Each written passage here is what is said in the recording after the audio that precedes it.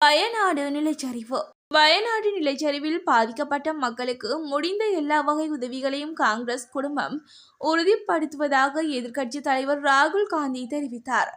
வயநாட்டில் செய்தியாளர்களிடம் கருத்து தெரிவிக்கும் போதே அவர் இதனை குறிப்பிட்டார். தொடர்ந்தும், இது ஒரு பயங்கரமான சோகம்.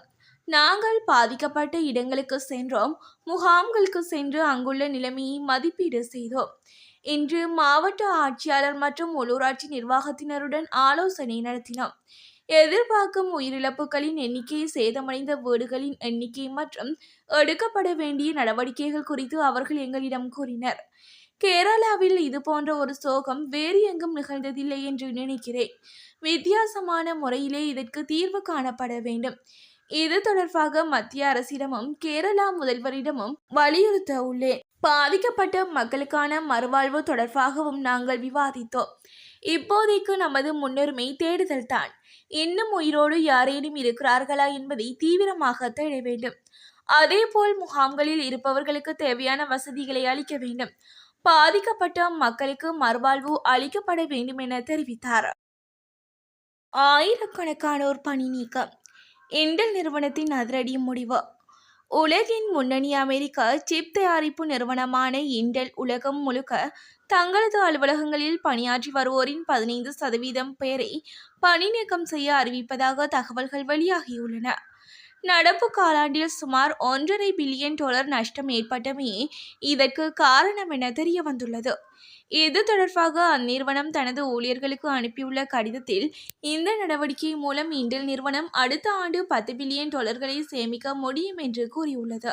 எதிர்பார்த்த வருவாய் இல்லாதது, ஏஐ துறையில் முழுமையான பலன்களை அடையாமல் இருப்பது, செலவினங்கள் அதிகளவில் இருப்பது உள்ளிட்டவை இன்டெல் பணி நீக்க நடவடிக்கைக்கு முக்கிய காரணமாக பார்க்கப்படுகிறது. குறிப்பாக இன்டெல் நிறுவனம் தொழில்நுட்பத்துறையின் சிப் உற்பத்தியில் தனது போட்டியாளரான என்விடியா மற்றும் ஏஎம்டி உள்ளிட்டவர்களுடனான போட்டியை பலப்படுத்தவே குறித்த பணி நீக்க நடவடிக்கை எடுக்கப்பட்டுள்ளதாக தெரிவிக்கப்படுகிறது. சவுத்போர்ட் சம்பவம். சுண்டர்லேண்ட் பகுதியில் போலீசாருடன் வெடித்த மோதல். சவுத்போர்ட் கத்திக்குத்து சம்பவம் தொடர்பாக சவுண்ட்லேண்ட் பகுதியில் நடந்த பேரணியில் போலீசார் மீது ஆர்ப்பாட்டக்காரர்கள் தாக்குதல் நடத்தியது பரபரப்பை ஏற்படுத்தியுள்ளது.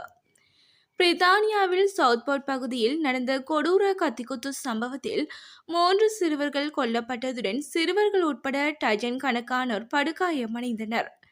இந்த கொடூர தாக்குதல் சம்பவத்தை அரங்கேற்றிய நபரின் விவரங்கள் வெளியிடப்படாமல் இருந்த நிலையில் அதனை நேற்று நீதிமன்றம் விளக்கியது.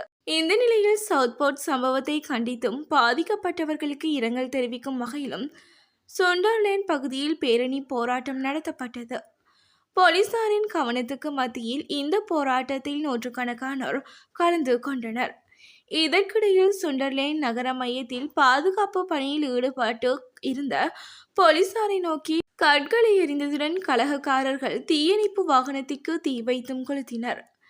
இதனையடுத்து போலீசாருடன் மோதல் அதிகரிக்கவே அங்கிருந்த கார் கவிழ்க்கப்பட்டு தீ வைக்கப்பட்டுள்ளது. ஹமாஸுடன் தொடர்பு. அல் ஜசீரா நிறுவனத்தின் செய்தியாளரை கொலை செய்து இருப்பதாக இஸ்ரேலிய இராணுவம் தெரிவித்துள்ளது. வியாழக்கிழமை அல் ஜசீரா நிறுவனத்தின் செய்தியாளர் இஸ்மாயில் அல் கோகுலை கொலை செய்து இருப்பதாக இஸ்ரேலிய இராணுவம் தெரிவித்துள்ளது. காசாவில் நடத்தப்பட்ட வான் தாக்குதலின் போது இஸ்மாயில் கொல்லப்பட்டு இருப்பதாகவும் இஸ்ரேலிய இராணுவம் தெரிவித்துள்ளது. கடந்த ஆண்டு அக்டோபர் 7 இஸ்ரேல் மீது முன்னெடுக்கப்பட்ட தாக்குதலில் முக்கிய அங்கமாக இஸ்மாயில் இருந்ததாக ஆதாரம் எதையும் வெளியிடாமல் இஸ்ரேல் குற்றம் சாட்டியுள்ளது. ஆனால் இஸ்ரேலின் குற்றச்சாட்டுகள் ஆதாரமற்ற குற்றச்சாட்டுகள் என அல் ஜசீரா செய்தி நிறுவனம் மறுத்துள்ளது. ருவாண்டாவில் 4000 வழிபாட்டு தலங்கள் மூடல். ருவாண்டாவில் 4000க்கும் மேற்பட்ட வழிபாட்டு தலங்கள் மூடப்பட்டுள்ளது. கடந்த மாதத்தில் ருவாண்டாவில் 4000க்கும் அதிகமான வழிபாட்டு தலங்கள், குறிப்பாக சிறிய பெந்தோகெஸ்தே தேவாலயங்கள் மற்றும் சில பள்ளிவாசல்கள் மூடப்பட்டுள்ளன. சுகாதாரம் மற்றும் பாதுகாப்பு விதிமுறைகளை பின்பற்றாதது, குறிப்பாக போதுமான ஒளி புகார் அமைப்பு இல்லாதது போன்ற காரணங்களை சுட்டி அரசு இந்த நடவடிக்கையை மேற்கொண்டுள்ளது. இந்த வழிபாட்டு தலங்கள் பல குகைகள், ஆறுகளின் கரைகள் போன்ற சாதாரண மற்ற இடங்களில் செயல்பட்டு வந்தன.